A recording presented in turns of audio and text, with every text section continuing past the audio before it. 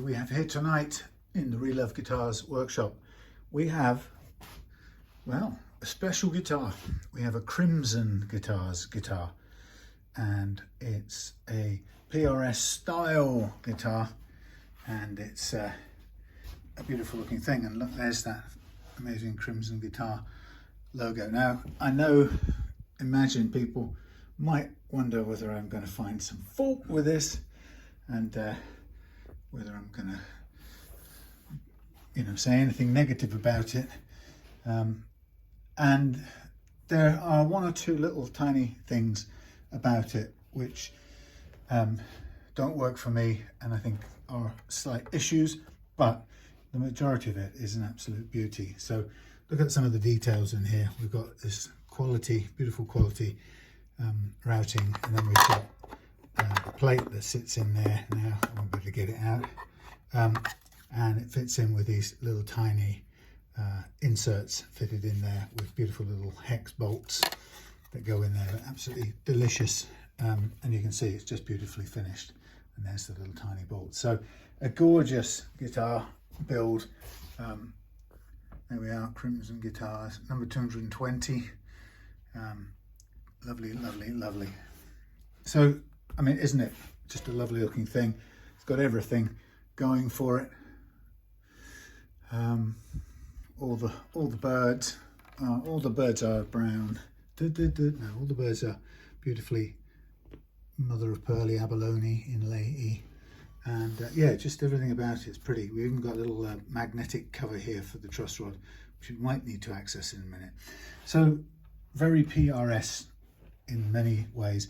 Originally, now I'm a bit late starting tonight because originally, it had push-pull buttons. Now there's the first criticism. So the push-pull are very difficult to grab, and so Glenn, I suggested to Glenn, why don't we change them over for pushes? That way you don't have that grasping problem. So we've done that.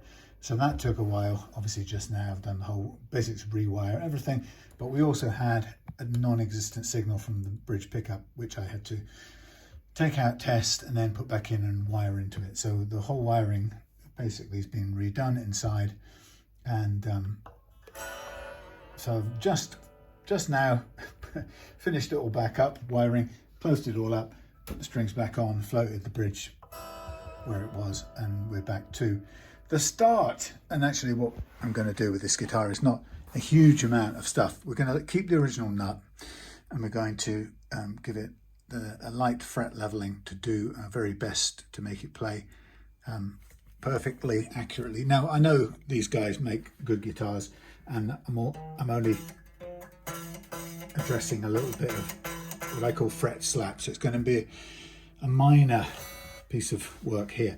Now, so the two criticisms I've got of this otherwise lovely guitar, one is the push pulls, and I mean, I wouldn't have noticed necessarily, but it was something that Glenn brought to my attention. So now we've got pushes, and hopefully that will make the whole process a bit easier.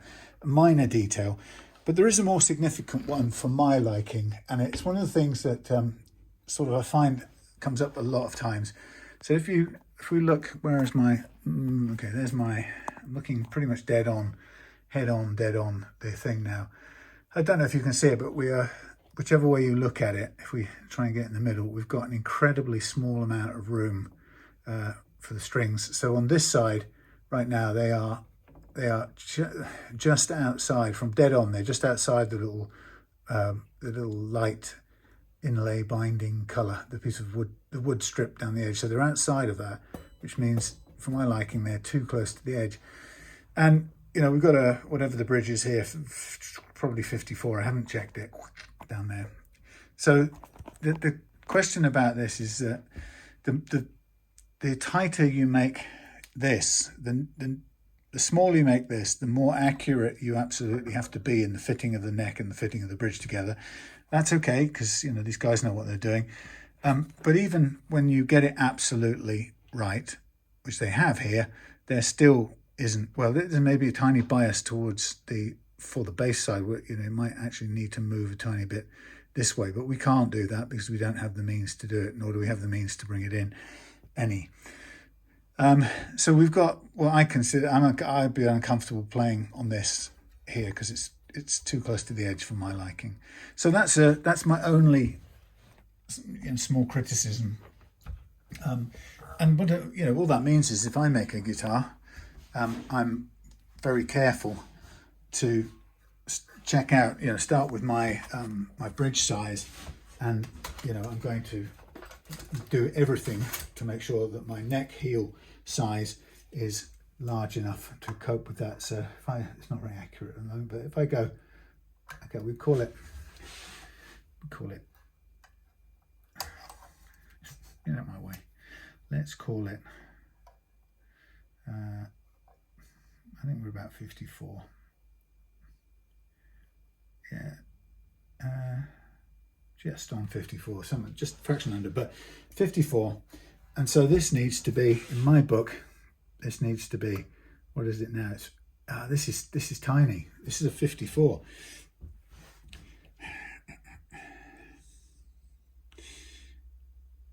So what you can see here is that the strings are coming in, obviously they converge, so they're not going to be 54. They start at 54, they're going to be less. And if we do our little measurement here without moving the strings, it's very difficult to do without moving the strings at all, but let's call it approximately 50, just about 50 as we hit the neck.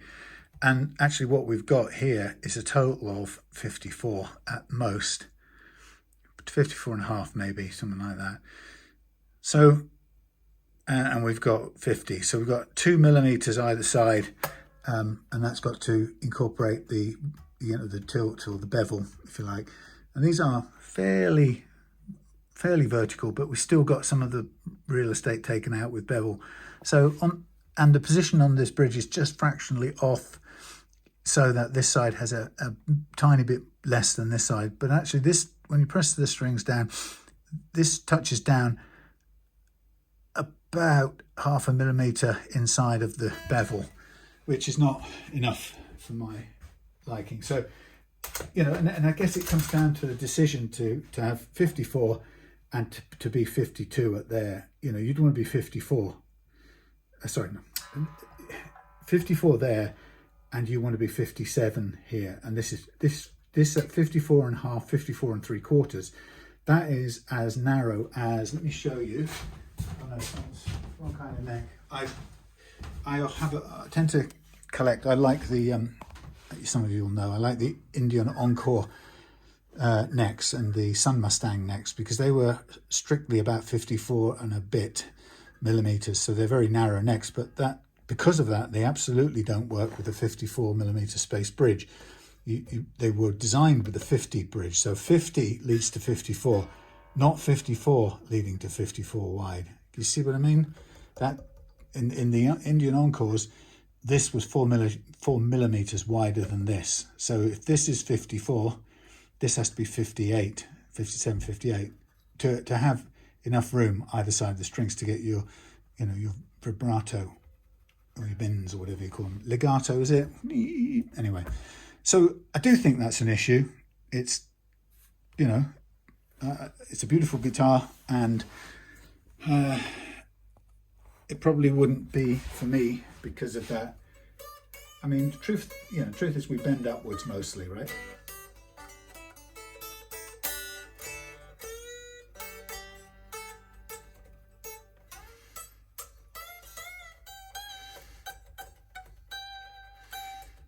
Yeah, it's just a bit too close for my liking. Anyway, that's how it is. It's an organic thing. Not everything's, no two things are the same.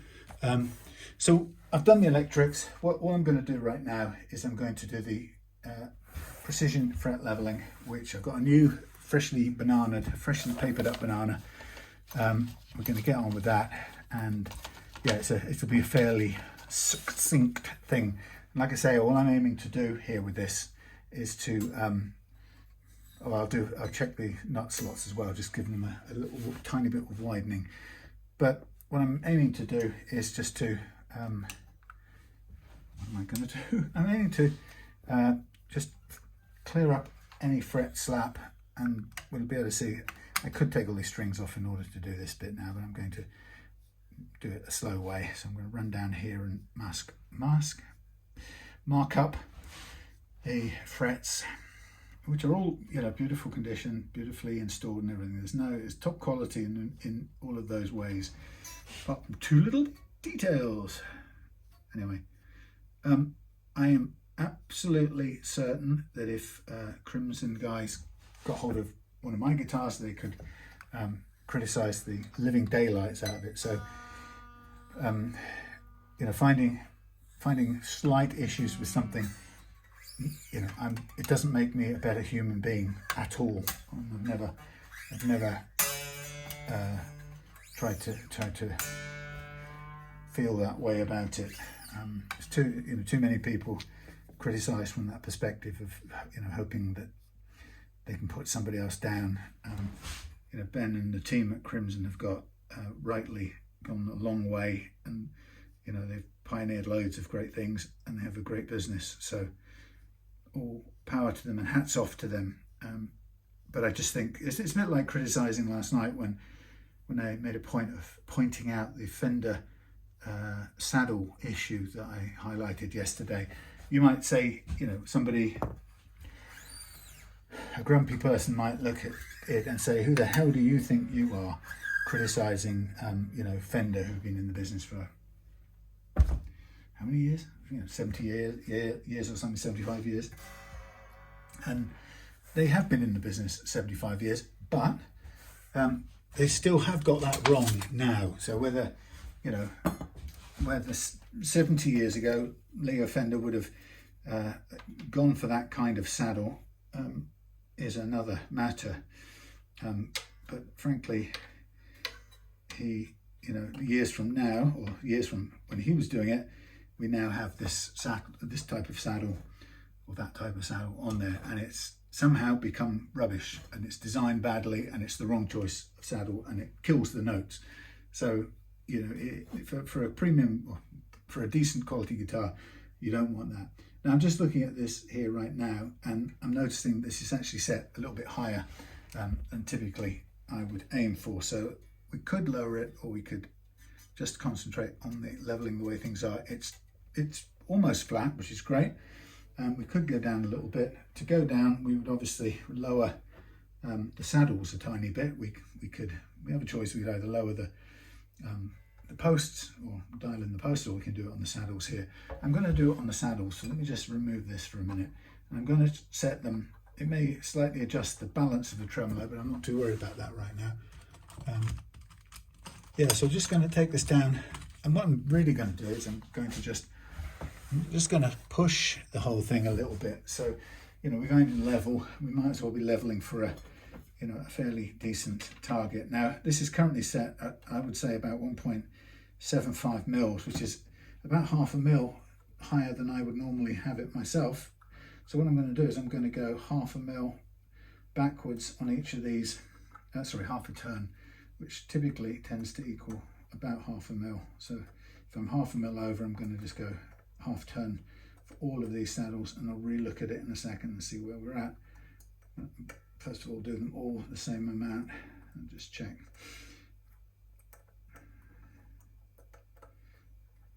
Oops.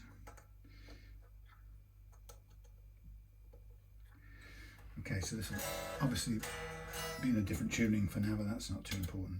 So now I'm looking at this, and I've got 1.5, which is what I expected, and over here I've got 1.5. So it was equal all the way across. So I'm now going to do about what would I call it? 20 minutes of half an hour on the top ones. So let's get them lined up. 20 minutes to half an hour. 20 minutes to half an hour, and so on.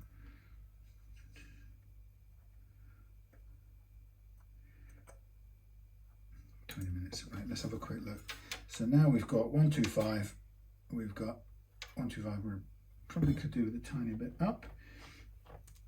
So we'll go down a little bit, down a little bit, down a little bit, down a little bit. This one probably come down a tiny bit. Up at one side a bit too much. Okay. let's have a look. So I'm going from 125 all the way down to 150. So we've got 150 at this side, maybe a tiny bit more. Up a little bit.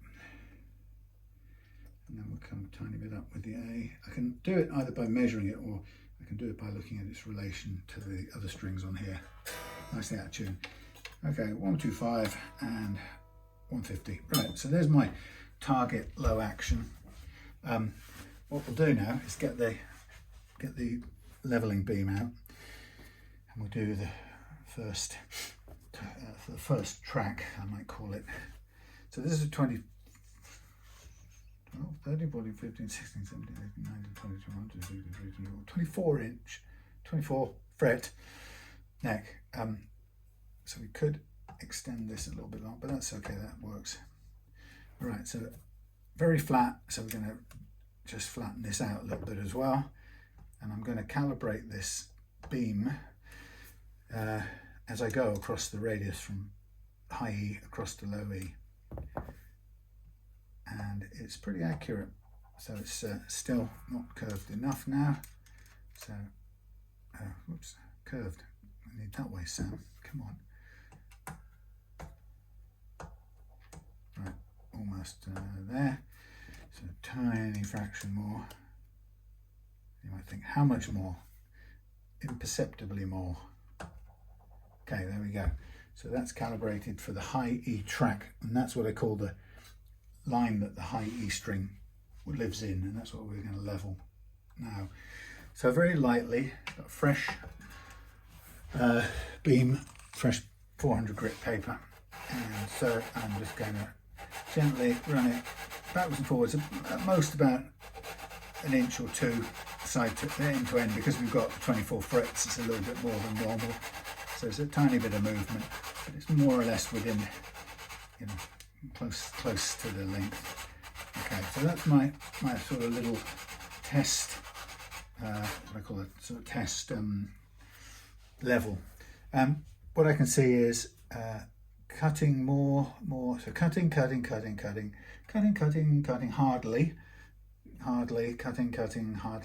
cutting, more. So we've got a high spot up here and then a low spot off there, which very likely means somebody's done some mechanical fall away here. With this method, I don't need to do it, which is really interesting. So I never do it, and I never do it on guitars I make either.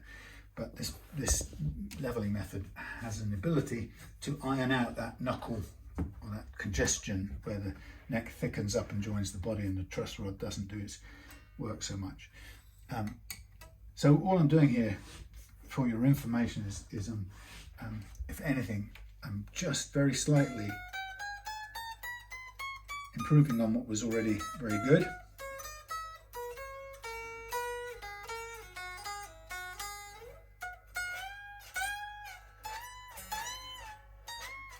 Right, so we haven't got any chokes, so it's very good fretwork. So that's all I'm doing on that track. It's almost, you could call it diagnostic. It's the lightest of touches. I can tell there's a hill here. There's a couple of minuscule dips along the way, and I'm just going to continue with as light a touch and as little amount of leveling in the next, or in every track all the way through. And so what I'm listening for, what I'll be aiming to do more than anything else, is just try and minimize the amount of what I call fret slap over on the wound strings. So that's all looking good. Very good quality neck indeed. Yeah, I can see it's got fall off on here to some degree, or it looks like it to me. So now I'm going to calibrate again for the G track. Now, typically, if we had any chokes, the G track is where the work happens to free up any chokes normally. So typically, if you've got highs and lows, you often find when you're bending the high E up into the G track, up the hill and into the G track, it's very intolerant of any, because you lose the clearance because of the difference between the low point down here and the high point when you're fretting in the middle of the G at the top of the hill. You lose any the normal available clearance. And so what happens is it becomes suddenly very intolerant of any slight humps or hills in the G track. So that's where we get to free up any choked out bends, which is really satisfying to see. But we haven't got any of those here, so that's nice. We won't be needing to do that. I'm going through the motions anyway, because we know we've got a little bit of fret slap, and I've lowered the action as well, so we want it to play at this proper low action, or a nice low action. It's not an unreasonable low action by any means. It's the one I use all the time.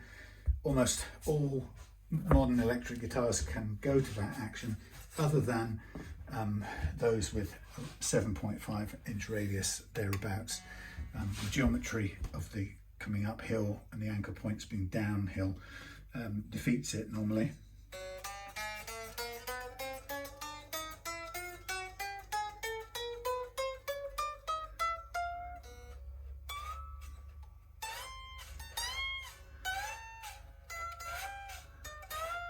Very good. Okay, so now as we go across to the wound string, they move more and more susceptible to running into any of the slight highs and highs, not lows. But if we fret in a low area, then that does have an effect. So I'm going to now calibrate again for the D track. Again, calibrate for the D track. What's good about this neck being a composite neck, the fact that it's built with several laminate, multi-part laminate, whatever you want to call it, it means that it does a lot of the work of stiffening the neck up, which is really actually quite important. What I don't know if a lot of people who buy and play guitars know is that one of the biggest problems, or where most of your fret unevenness comes from, isn't badly seated frets. Occasionally that happens, but in my experience, it's the majority of it is the result of regular wood compressing when the strings are pulling towards the middle, or each end's pulling towards itself, and that compression seems to cause this slight undulation. And it's my experience so far that it's completely different in every neck. There's no two necks the same.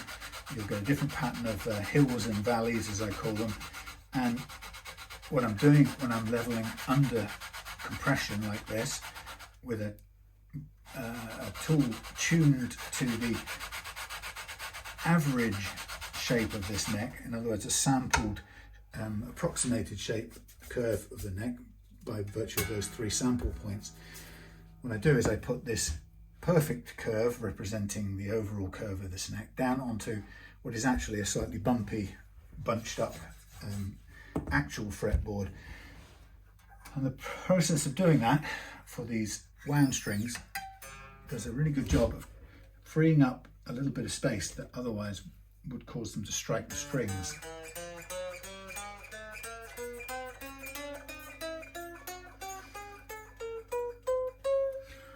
Good, happy with that.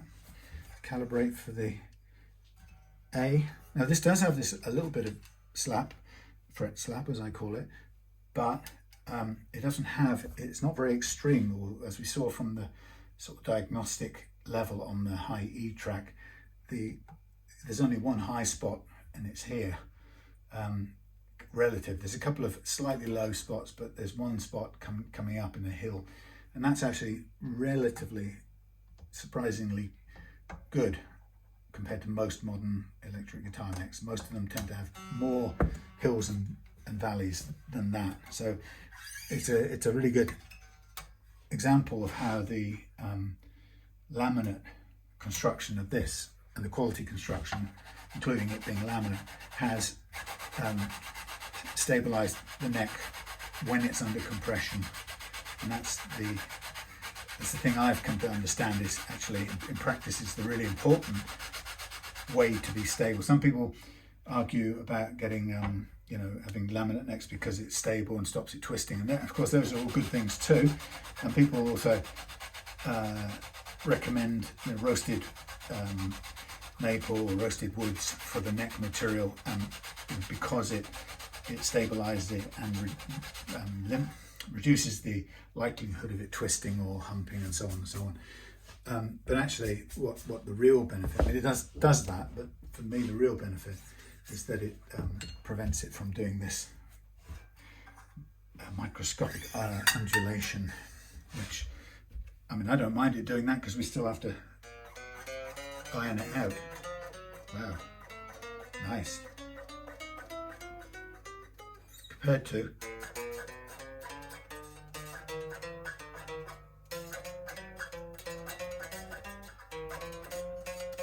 so that's buzzing at, or a bit of fret slap here, because it's striking this slightly humped bit here. Chances are, if you took the string loading off, that bit wouldn't be humped. It's humping, bunching up under load. So that's why I do it under load, because you're going to play it under load, so there doesn't seem any reason to not do it, or there's no reason to do it relaxed and flat. I know it feels good and it's natural to think, well, if I get it all flat, then the fretboard will be flat and everything will be level. That's just one way of looking at level. If your fingerboard does that and your file follows that curve, the file and the fingerboard don't care that they're curved or level. They just know that they still have to perform in the same way. The next fret has to be relatively level to the one before, and so on. So it's a bit like thinking. It's a bit like thinking of what's that film? In not Intuition. You know, the one with all the kind of roads. What was it called? You know the one. Anyway, yeah. So it's just thinking about it from a slightly different angle. So when I'm across on these wound strings, I'm gentler in many ways than when I'm on the plain strings, because what I really want to do at this point is I want to let the curve of this tool here impose itself on any of the bumps in this neck under load. Because the great thing is you're never not going to play it under load.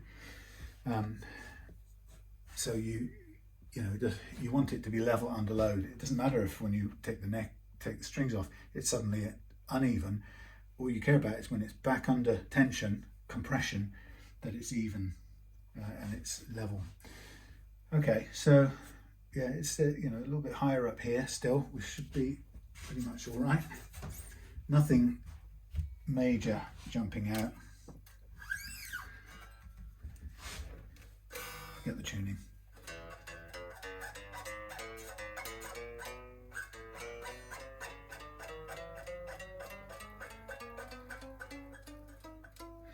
So that's about a millimetre lower than it was before, and it's sounding great, playing great. Now I nearly shoved that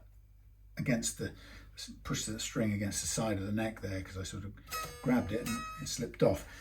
But that's my preference. I know that I could change my grip. You can always modify your style, and I've done that with guitars of mine where it hasn't been perfectly aligned and stuff. But the truth is, because it's when you make your own guitar, you tend to find that you say, oh, I'll live with that, and you play it a few times, and then you go, you know what, it's my guitar, I've got all the time in the world, I'm going to fill the bridge holes. If it's a set neck, I'm going to fill the holes and I'm going to move it. Or, as a little get out of jail, on a number of guitars, I haven't got any here, but on some guitars I've made, usually Tune-o-matic ones, you can put on a bridge known as the Schaller STM bridge, which has width adjustable saddles. Hang on, I'm taking these off, but what I want to do is just, before I do that, I want to get just lightly file the slots just to make sure they are wide and there's nothing caught in them, because I can see they're a bit full up of grime at the moment, so that's sort of trapping stuff. So let's see if I can just check them. So it's not really going to even be a matter of lowering them here. Having lowered the action, it might even be that they are currently squeaking the minimums at the moment, but let's have a look. So there's the, let's get me bits and bobs. So I'm going to get my nut files, my spirit level. No, it's called a gap measury thing. Oh my lordy. That feeler gauge. Now this since I've lowered it, this is actually now quite low indeed. So I mean it's playable and it's nice, but I'm not going to do any downward adjustments. What I'm going to do only is a backward adjustment for width. So I'm just going to sharpen this bit of soft pencil, and I'm just going to make sure that we've got clearance going backwards. It's like a little dental hygienist job. It's a nicely done bone nut, which you'd expect from the chaps at Crimson. Okay, let's have a look. Let me put on my, what I call granddad glasses. Give me a bit of extra close-up clarity. So I'm just reading. It's very important to be able to see in detail here, because what I'm looking to do is I want to gently file this, but without cutting downwards any further, because it's perfectly low as it is. So I'm just concentrating on the backward angle of the slot, and I'm on the right one, yep. And I can see where it's taking away the pencil, so it's sort of cutting the slot nicely going backwards, and I'm just going to gently work it until I've got a little tiny piece of black pencil, dirt or whatever's in there, just on the very front edge of the nut. I don't know if you can see that in detail. I think I can zoom in. I'm about, oops, blimey. See, I'm about halfway along that, halfway along there now. I've come in from the back and I'm coming forward, and I'm just gently cutting so, and I'm going to stop when there's a little bit of black there. Get it? And that's just all I know then, is that I'll be a little bit wider, cleaned out, but not any lower, because we don't have any leeway. I seem to be blanking out the light there quite nicely, but so obviously you're keeping an eye out to miss the finish down below there. Right, so this is mostly all the way through. I think I'll stop there, and then I'll just place this back in, and that should be a nice easy slot. And we'll do the same again here. If I can get in here, it's very narrow, but I can still follow the same principle, which is to just cut until we clean up the slot from the back forward, and I'm very carefully watching where I'm going.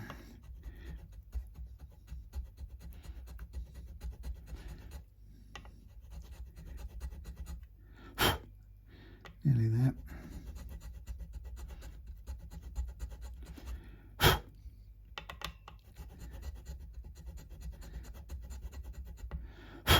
Okay, that'll do. I'm just being very careful. I don't want to run any risk of lowering that any further than it is, but it's a matter of just, the great thing about these Hosco files is they have a slightly wedge-shaped edge on them, so that when you use them, you do create a very slightly V-shaped notch, as opposed to a straight-walled trench, because the problem with the straight-walled trench is that it's very easy for the strings to get caught down in that deep trench. But if you have a very slight widening as you come upwards, then it makes it, it means that the strings there's nothing to grip them other than right down in the bottom where they are. So I kind of like it like that. So now I've got a bit more room to get the pencil in there. And we're on the 26 one.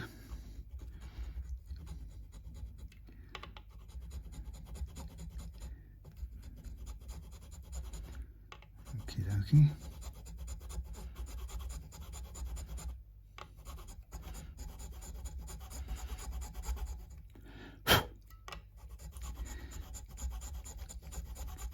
So I've been thinking the last few days about how it might be if it does turn out that my time here comes to an end before too long.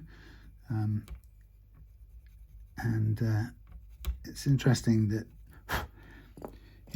temptation in some ways is to panic and worry about it, and then another bit of me says, come on, you get into a rut of doing things, and then maybe the world comes along and says to you, you may not like this, pal, but it's probably time for you to do something in a slightly different way, and might not know what that is yet, but the kind of the fates or the universe might say, yeah, of course you don't know what it is, but you'll find out soon when you get going.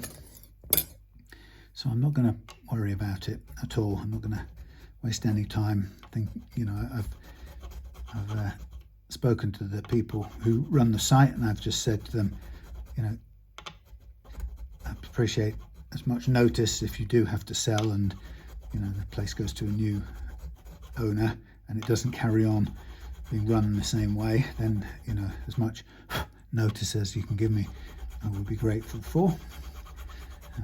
But just accepting that we don't have control over that really, and it's gonna, something will turn up one way or another.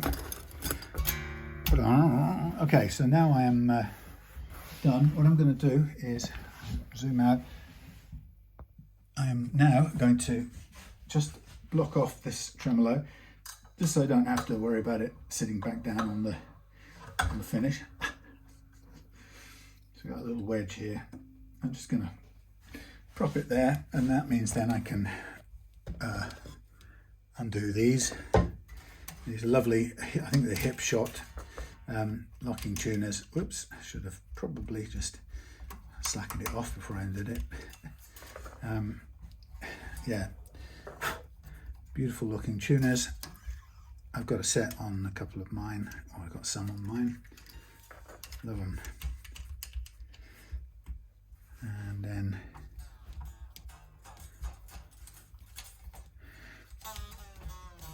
what I'll do is we'll mark up the frets again, and then I'll recrown them.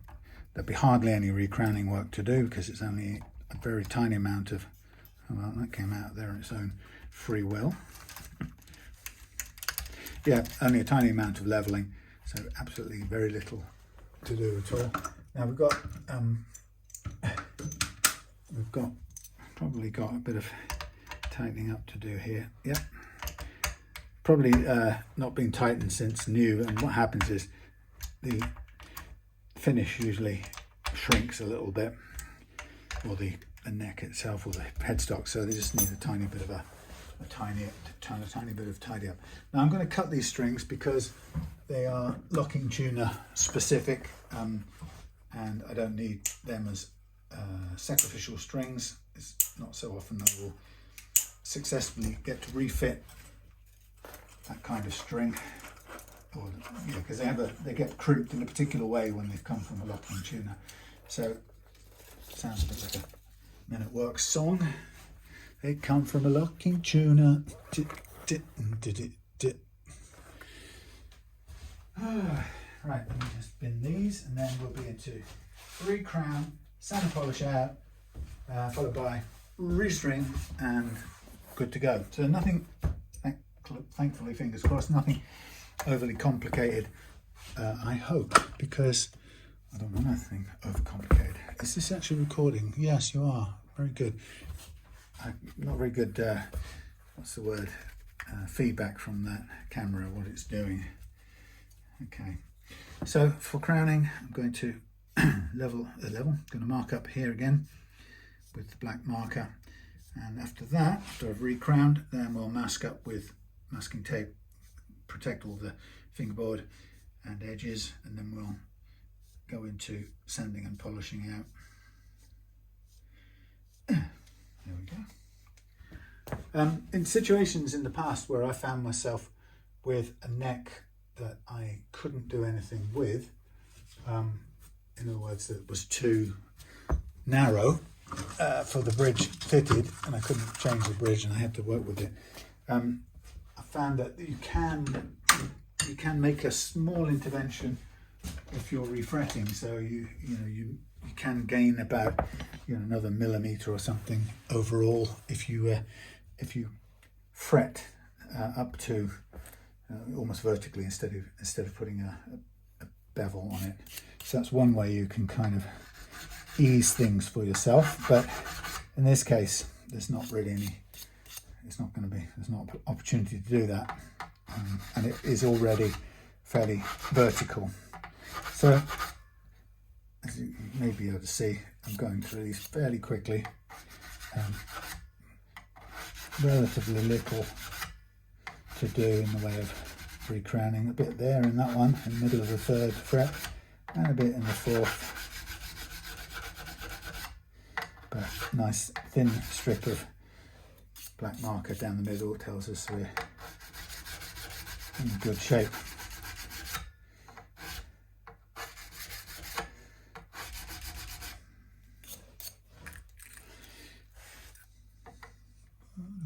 I can see everything, that's fine. Yes, so not a long video. It would have been a lot longer had I kept the wiring in, but the wiring is it's one of those things that's so fiddly, and it's not exactly a very adventurous looking bit of video if you're wiring. And it's not, you can't get in close enough, in enough detail to make it instructive,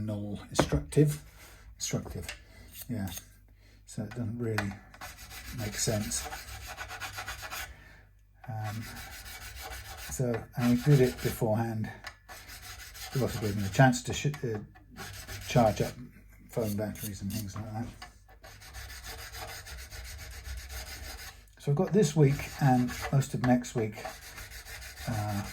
booked up, and then I've got a chance to finish my Trekkie number 12, which has been a long time in the pipeline.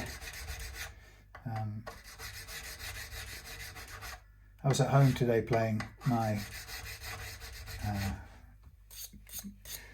the offset, the first so far only offset guitar that I've made from scratch, and that's the one that has the 54mm heel width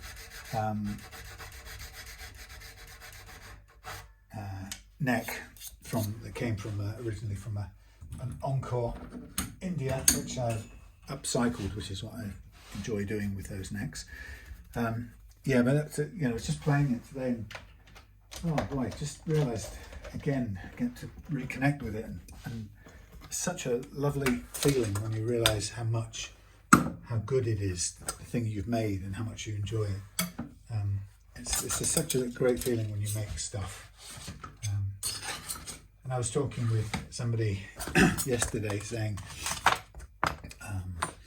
it doesn't happen like that immediately. I don't think, probably nobody makes something that works perfectly from the get-go or from the off. And sometimes I've had, and I was showing him the JT5 guitar I've got that I made for a customer who's no longer with us, passed away last year. And it was a custom I made for him, and when I first made it I didn't like it at all, and then I did some tweaks and bits and pieces to it, and then it's become fantastic. Of course, if I may say so myself, and I would say so because I'm sitting there playing it, but it came back to me actually before JT passed away, but he'd had a difficult time, and he'd got rid of kind of most of his possessions, and he kept he sold his custom shop Fenders. He gave me 3 or 4 guitars he said he wanted me to have because he knew I'd look after them, and he kept 2 or he rescued two from an attic where they'd been for a couple of years because he'd had a really difficult time. And he said, you know, these two are my favourite of all of them. Could you refurbish them for me? So I with great pleasure, I refurbished them and fixed bits and pieces and made them great again. Oops, sounds like somebody. And it was just an absolute pleasure to do that. And I inherited the custom one I was just talking about, which is a sort of T-style guitar, and a few others. And I was just very happy for him that he just bought into a shared ownership house, and he was getting back on his feet after losing everything: his house, his money, his job, pretty much his sanity for a while. And yeah, he was kind of on the up, and it was a pleasure to give him an honour as well that the two guitars he liked most of all were ones I'd made for him. And then I kind of hadn't heard from him for a couple of months, I guess it must have been. And then I got an email from his sister saying, I don't know if this means anything to you, but my brother passed away recently, and he's got receipts from your business for guitars I believe you made for him, and I just wanted to know what the value of them was, so that we, if we have to dispose of them, so that's how I heard that he'd passed away, and I never heard what from. But quite tragically, I think he was alone. He died alone and wasn't found for a while. So anyway, so obviously he'd already given me the custom one that I made him back, and so his sister kind of originally said, did I want the other ones back, the two that he really cared for? And I didn't want them. I just said, can you find someone in your wider family who might benefit from learning to play the guitar? And you thought that was a good idea and probably might be able to. So that was how it ended. But I never found out where they went, and also I never found out what the cause of his death was. But that guitar has become, since I've had it, I've become kind of more attached to it. Not just because it was his, but it's history. I remember making it, every bit of it, and but I've also got to like it just as a guitar to play. It really does everything. It's got a Duesenberg tremolo on it, and 2 Seymour Duncans. It's a telly style, so it's got plenty of snort to it, and a nice bit of shimmer on it's the bounciest, loveliest, easiest tremolo you could get. And yeah, it's only downside, or my criticism of my guitar is it's heavy. I made it from reclaimed church pews, or the ends of church pews, which was the nice, beautiful, flat, no buckles at all, pitch pine, but beautiful grainy stuff, but weighs a ton. And I didn't really weight relieve it or anything, so it still has that huge weight. I'm just going to hang this guitar up and going to do a bit of cutting on these strips here, because they're still a bit too wide for fret spacing on a 24 fret neck. So I need to cut them down a little bit. I can use them all. Yes, so it's like all guitars, they grow with you. If you give them enough attention and enough time, it's like you can make them all work eventually. Not all of them. There are 1 or 2 I gave up on of my own, which was not that I made, but one was a satellite, a version, that I found a model of the first guitar, electric guitar I ever had, and I tried to make it play okay, and it was just horrible. It just would not play well. So I eventually, it stands at the top of the stairs, and you know, kids play with it when they come around, grandchildren and stuff like that. The great part is that I've never made a guitar that I instantly loved, you know, or thought was just the bee's knees from the very beginning. Everything has taken some time to get to know and like, and to tweak and to put into the sort of way I really wanted it. And that just goes to show how tiny the changes need to be. You know, when you first finish something, you don't have to do a lot to make a profound change. And so I've got, you know, each one of them that I've got there now that I love, you know, favourites of mine, old favourites of mine. You know, and Claire will come in and she'll see me playing, and we have a joke, and I say to her, "Did I ever tell you how much I love this guitar?" And she'll go, "No, go on, tell me." And I'll rave about it. But each one of them I disliked for a different reason when they first came off the production line, and then I already learned by that time to just be patient, sit with it for a bit, don't be disappointed, because the difference between brilliant and terrible was actually so small, you know, in empirical terms.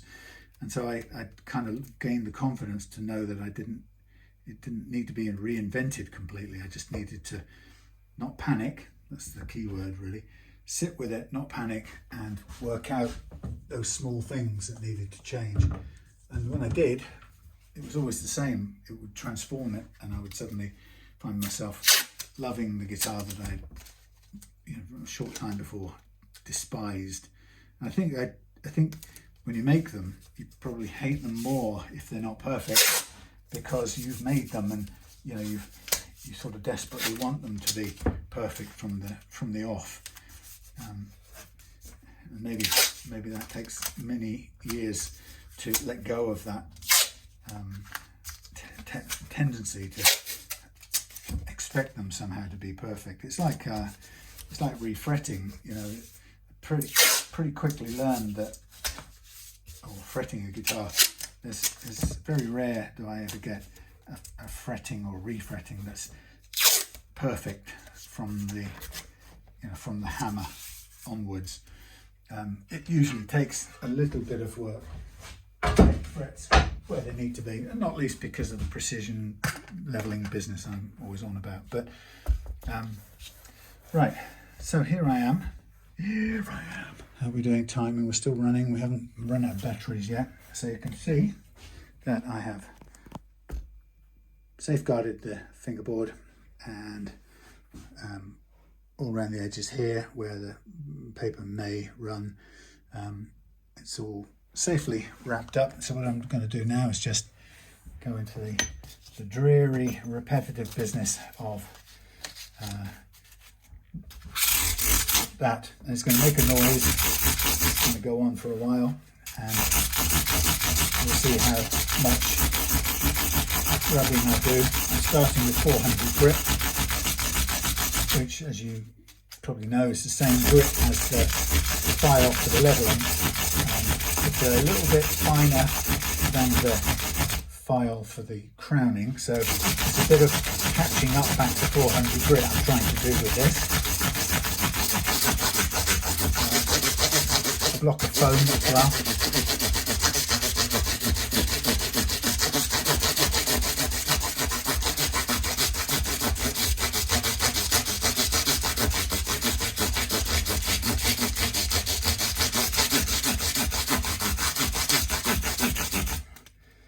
Okay, that's one orientation. I'm going to change it around and do the other side.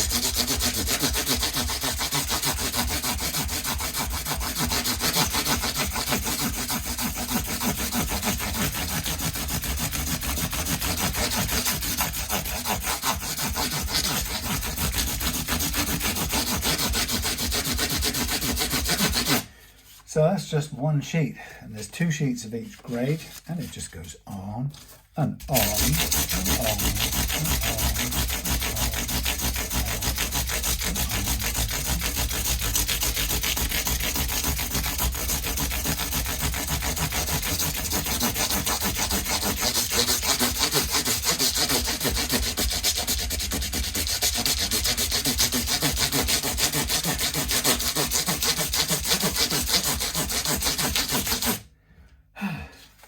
Kind of a one-handed aerobics.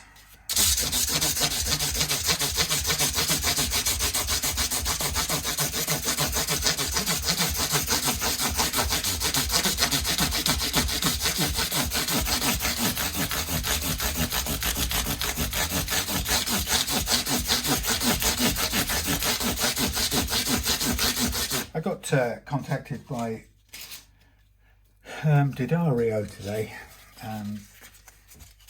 You know, it's one of those things you always think, no, it's not there, it's a scam. So it actually seems credible. So and the chap said flattering things like, you know, I've been looking at your content, your site, and your YouTube videos. Like what you do. Wonder if you would, if there's anything from our catalogue, the Didario product range, you could use in your workshop. If so, let us know and give us your address, and we'll get something to you. So, normally I turn those down because I'm not convinced anyway about the. I'm not convinced about, for a number of reasons, that the people are genuine, or you know, I don't really want to be under pressure to use something and say something positive about it if I don't normally use it. But in the case of Didario, I use their springs as a default in my setups. So, you know, I thought, well, to be fair, you don't have to persuade me to recommend them, because I think they're pretty good. I've never had a bad set yet, or a fake set. So I wrote back to them and said, well, actually, what I haven't done up till now in the workshop is I haven't seen what it's like to have a bulk set of strings. I've always had to buy and wait and buy and well, you know, buy in threes and whatever. So I said to him, you know, if that was on the cards or whatever, you know, available, a set of a bulk box of new NYXL springs, because I haven't used those as a default string, and they're about in bulk they come out at about £11 a set, which is doable if they're, you know, if the quality is better. And I have had some experience, and I do think they seem to stretch out and settle down quicker in the, you know, the slack business. So I might be willing to recommend them, but I thought, well, you know, give me a box of them to try out first. So that's what I put back to them, and I made a point of saying, you know, let me know exactly what it is you expect in return, other than, you know, me mentioning them having supplied them, and you know, saying what it is I like about them, which again, as I said, is totally natural for me to do anyway, since I use them. So I thought, actually, if they're genuine and it's the real deal, then I thought this is one I could certainly do. The same applied. Guy could contact me as well. I know they do it to everybody who's got a channel of a certain size, and they offered, you know, is there something from our catalogue you'd like to test? And they were quite specific. They said, all we would like you to do is to test it and give us an honest review of it. And actually they do have quite a lot of interesting bridges and stuff like that they wouldn't mind testing. But to be fair, I haven't settled on one yet. And also, I've bought a couple of their products, branded products, but I think to be credible, I wouldn't be able to guarantee them a thoroughly glowing report or review. It has to be honest, you know, and I could, if focus on plus points, but I'd also not shy away from mentioning the negatives. So depending, you know, I might go back to them at some point. But it's more about finding a piece of equipment I'd like to try. I mean, they have some interesting looking 6-screw tremolo, strap tremolo style things, which are pricier than, you know, the basic Wilkinson stuff.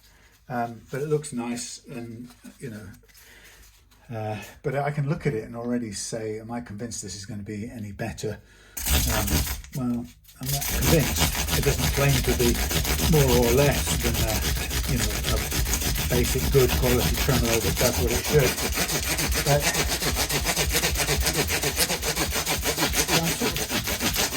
I'm more tempted to try something unknown, you know, that is a kind of a fresh innovation of some kind. But I haven't really seen anything from Geico. I mean, there's a few little things I've had that have been good.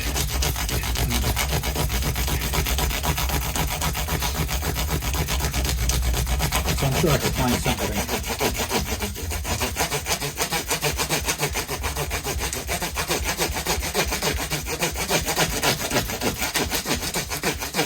Anyway, so that'll be a first if they do if Dario send me some stuff, then that would be a first for me. But don't have a problem with that. Doesn't feel like there's any ethical compromise or an ethical problem. No conflict of interest or anything like that, since I use the strings anyhow. Electric and acoustic.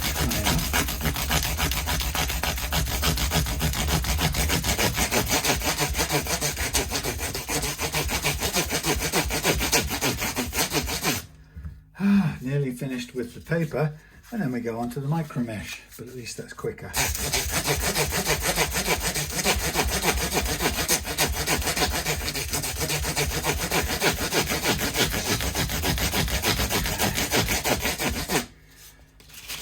In the bin with this, consumables, and now I run up and down with the micro mesh.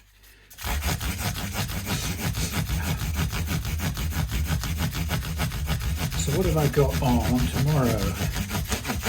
Tomorrow I'll back on Adam's thin line Telecaster, and that will be I should get some pots in, some 250k pots, or I know I've got them here. It's the pickups I'm not sure about. So if I've got the right pickups, then I can finish that tomorrow. That's the plan. And then Friday and the weekend, I'm thinking I'll get on to some of the Trekkie stuff, like refretting and doing the Trekkie routing. So I'm kind of ready to do some sanding. And then in the next week or two, look forward to clean up in the spray area and a bit of a spray job. So it's going to be do the Trekkie body in vintage Olympic white, or aged Olympic white. So there's it's in basswood. So there's body, but it's going to get a slope forward here. It's going to get an arm. It's going to get 3 pickup routes. It's going to get a recess for the bridge, a recess for the tuner units. It's going to get it's got an angle already on the fingerboard, on the neck pocket. It's going to go chamfered or thinned down at 1.5 degrees. Then it's going to get electrics, and then it's going to get a neck drop down here to thin this out for the neck. Anyway, so there's a lot of mechanical carving to do, which would be nice to get done over this weekend. And I can't wait to fret the neck. To that end, I've already cut a set of frets for it, which is going to be stainless steel jumbos. So why not, on top of some beautiful not eki, whinge or whatever you call it, wingy neck with a rosewood fingerboard. Not rosewood, it's ivory wood.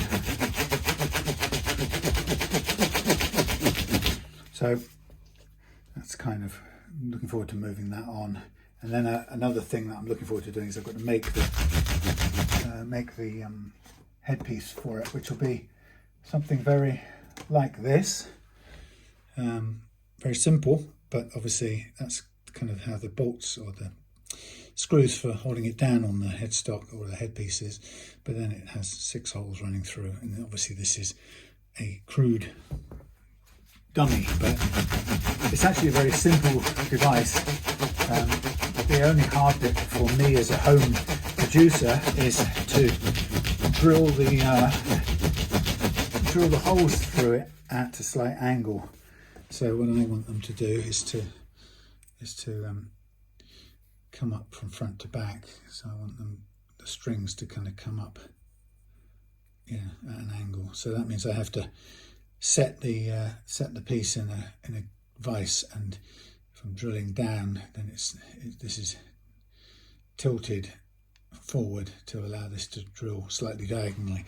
It does work. I have to calculate the angles right, but it works. I've achieved it before. To be honest, it could be horizontal just to make life easier, but I always quite liked putting it at a slight angle. It seems to follow the slope of the headstock or the head area better.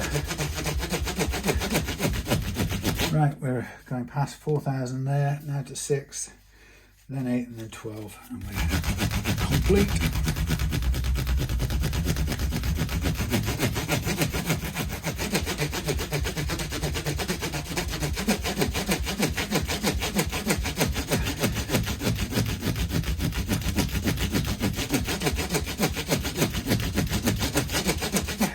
So it's, when you think about changing a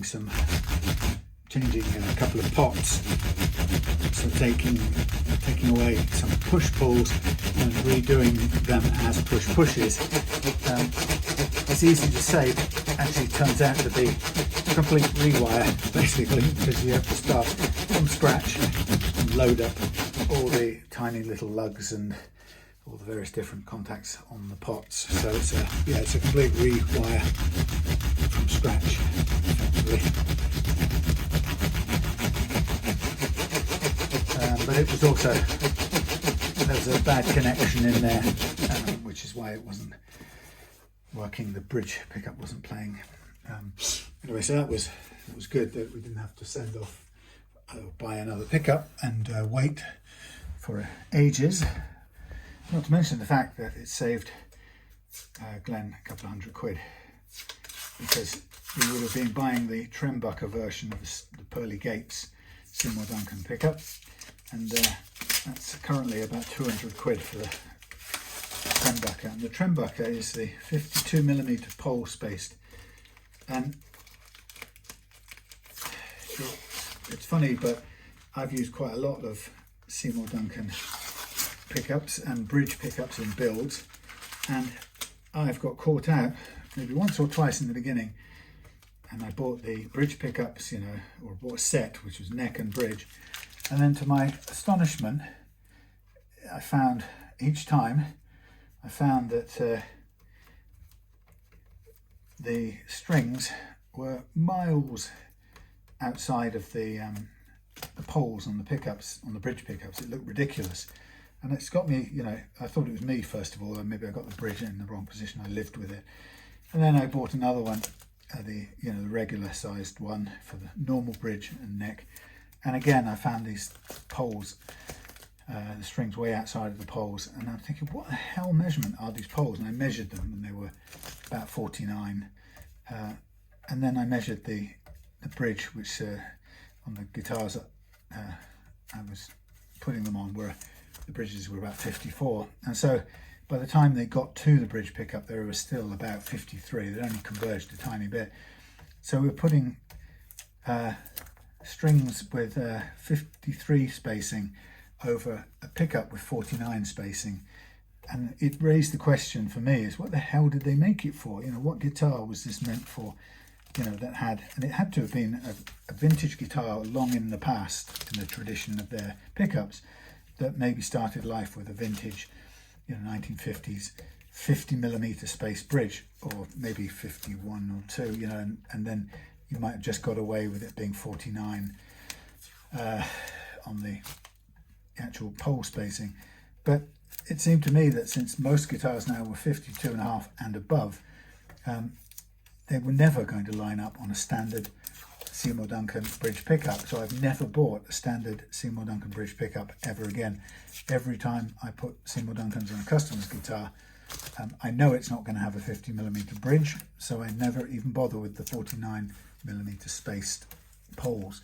So, and it's just amazing that Seymour Duncan, they don't seem to have ever figured that out. You know, I kind of imagine them in their board meeting going, we seem to be selling a lot of trembuckers, but we don't seem to be selling any of the bridge pickups, or we sell the bridge pickups, but they come back and customers seem to almost immediately go and buy a replacement F spacing, well, not weird, tender spacing, no, trembucker.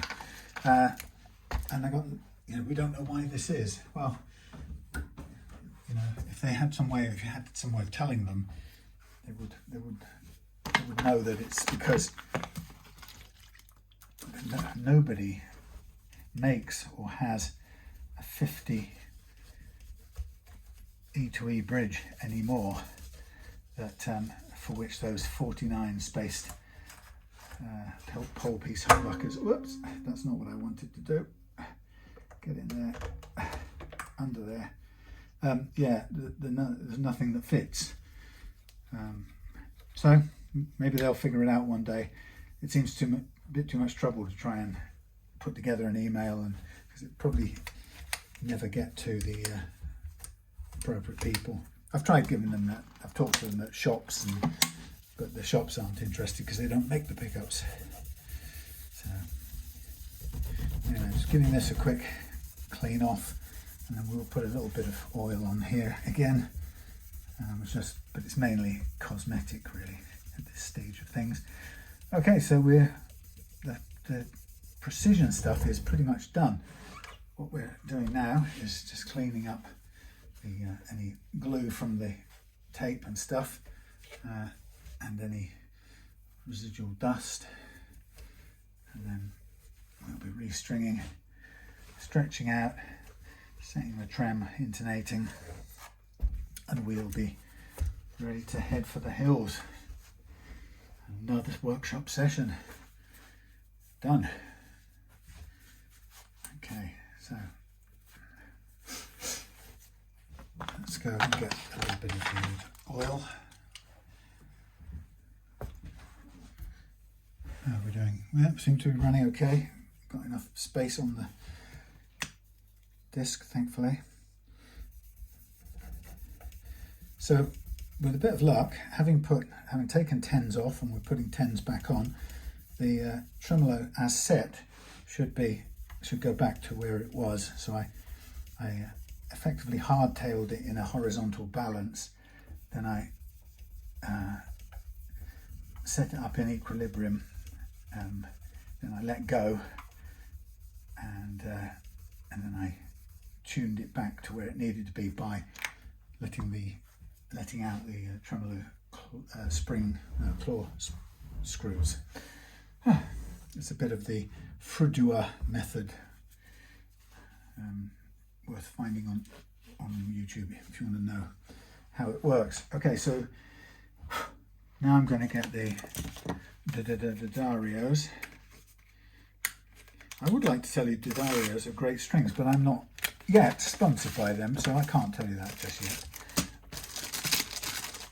Or I can't tell you how great these NYXL ones are compared to the regular ones, which are also pretty good. But I probably will do with if someone's greasing my palm with useful things that help out. So I'm going to thread everything,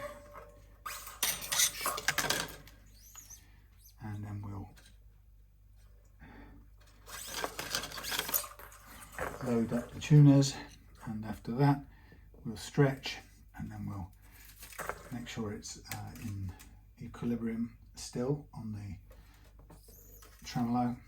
The tremolo's got about a tone on the G, 3/4 of a tone on the B, and half a tone on the, 3/4 of a tone on the G, no, tone on the G, 3/4 on the B, and half a tone, semitone on the high E at the moment. Sometimes I do it a bit more than that on a Strat, but this one would have to be kicking up a little bit, but it's quite nice to have it horizontal. So it's got a bit of pitch increase built in and still horizontal. The other way to do that is if you want it to start horizontal but you still want more range, the way to do it is you would ensure that you'd set your post higher, lift the whole block further off the deck.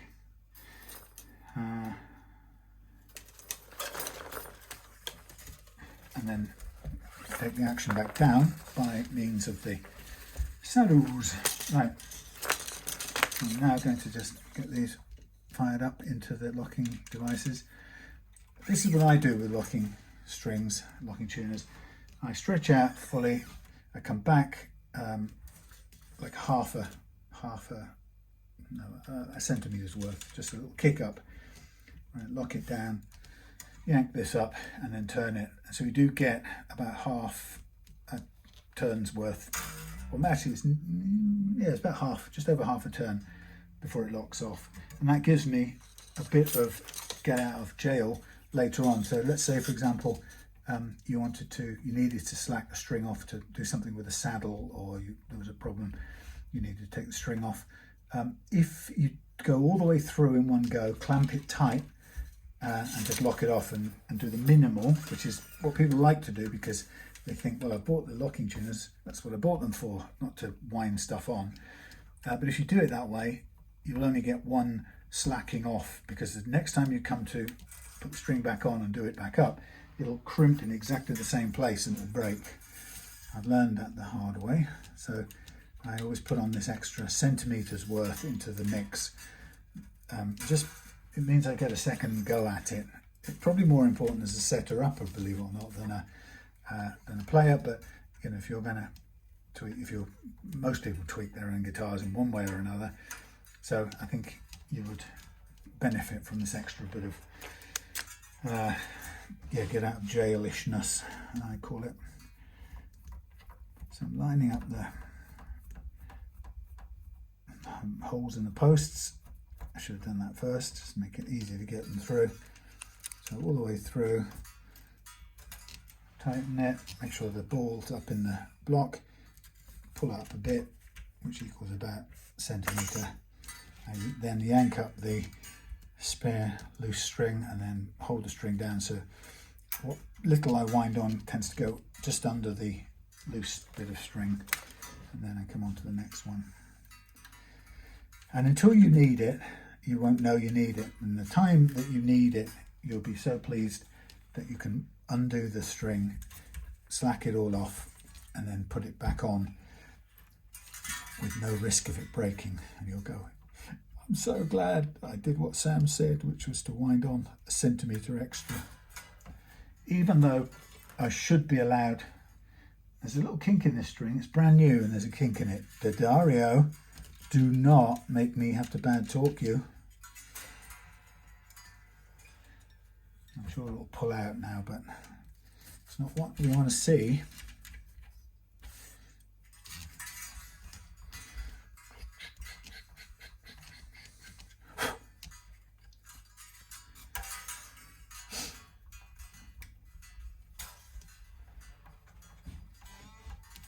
Right, let's get rid of those.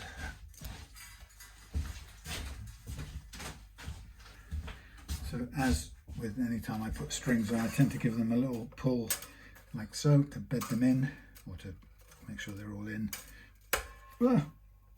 So that was the ball not being all the way up into the block. So what I'm going to do is I'm going to get backwards and I'm going to undo this one, and I'm going to thread it through further and treat it as if I hadn't already done it. So I get an extra inch nearly, or 3/4 of an inch through, and then back a centimetre and lock again.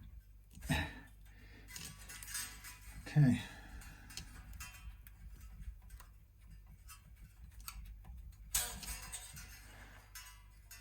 Then I'll snip off all the excesses and slack it off.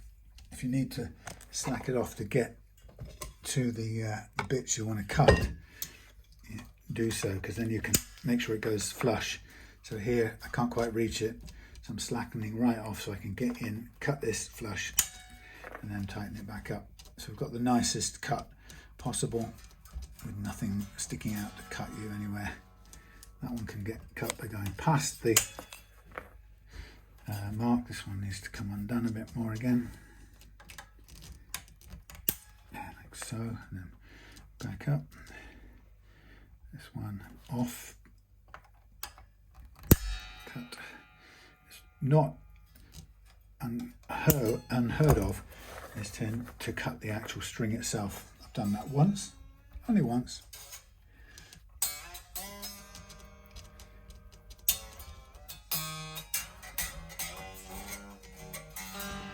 So now I'm going to get my tuning fork.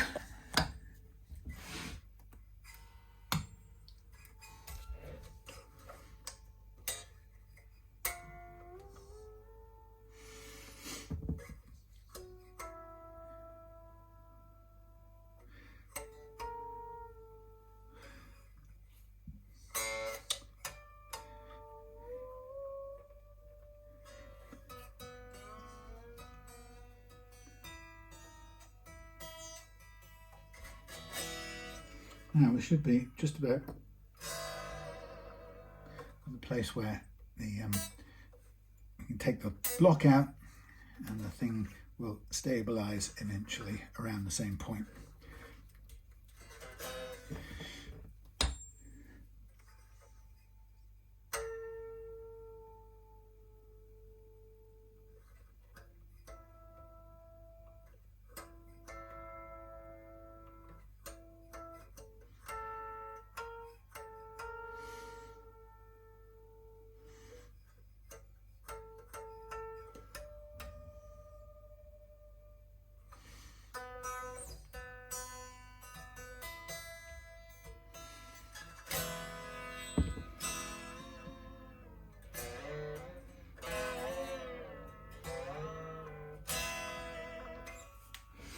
Okay, so we'll get and do some stretching now, and then we'll be check the intonation and we'll be ready to go, I think. So stretching, yes, stretching. So thumb and forefinger stretching. Get rid of all that slack so it stays in tune from the minute you start playing and goes into tune. Stays in tune, doesn't go out of tune, is in tune when you pick it back up out of the box the next time. And I know some people can be funny looks like, why are you doing all that forced stretching? You shouldn't have to do it. Well, you do. And if you do, the payoff is that you are in tune more than anyone else that you play with, which is a pretty good thing to be.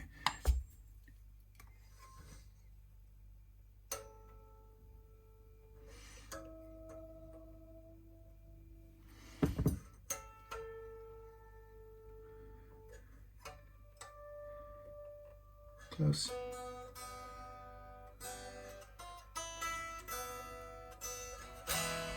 Now I said to the chap on the Mr. Daddario, I said it's been my experience the few times I've used NYXL, XLNY, whatever they're called, that I was struck by what seemed to me that the for some reason these strings went into stretched the slack out very quickly, but I haven't done it and used them enough to know. But on the basis of tonight, I'd say that looks promising.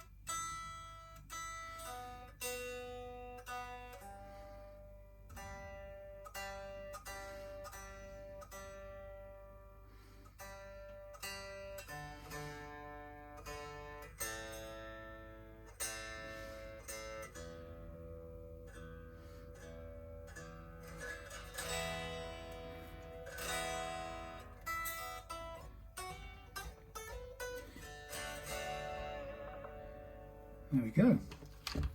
Pretty good. So that is that. So I'm just going to take the tremolo arm off a second, turn it over, excuse me, I'm going to put on the back plate and we will be ready. And I hid those screws in the little container here, and I've gone put away the thing I needed, which is here. Very tidy of me. So put on these little things, and that's it. So overall, beautiful guitar. I would have built it 3mm wider at the neck here, at the heel, so that there was more real estate for the old E strings. But that's my preference. And I would have probably started out with push knobs, pots, only because on the PRS style, that sort of convention of having the sunken knobs means they're even harder than usual to grab hold of and pull up, and they're not actually that easy to do at all in the first place. So now we've got push and push. Here we go. Thank you for watching. Hope you enjoyed that. Crimson guitar, lovely guitar. Just those two little tiny details, but as above average looking thing, of course, goes without saying, and an above average neck with only a tiny amount of bunching under compression. So great piece of work there. Thank you for watching. See you again soon.